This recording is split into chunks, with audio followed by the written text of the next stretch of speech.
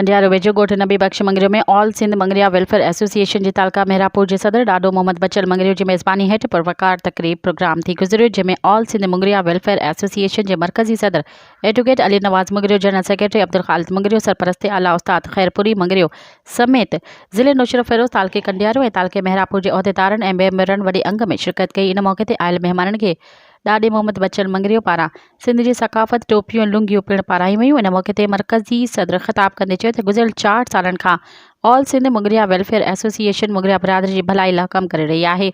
मुंगरिया बिरादरी खे घुर्जे त जहिड़ा झेटा ख़तमु करे मुहबत सां रही करे हिकु प्लेटफॉर्म ते गॾु थिजे, जहिड़ा तबाही जो सबबु बणिजनि था। हुननि वधीक ॻाल्हाईंदे चयो त असांखे ऑल सिंध मुंगरिया वेलफेयर एसोसिएशन जा हथ मज़बूत करणा पवंदा। मज़ीद ख़बरनि ऐं तफ़सीलात लाइ विज़िट कयो असांजी वेबसाइट www.awamiNewsHD.com ऐं ॾिसंदा रहो अवामी न्यूज़ HD।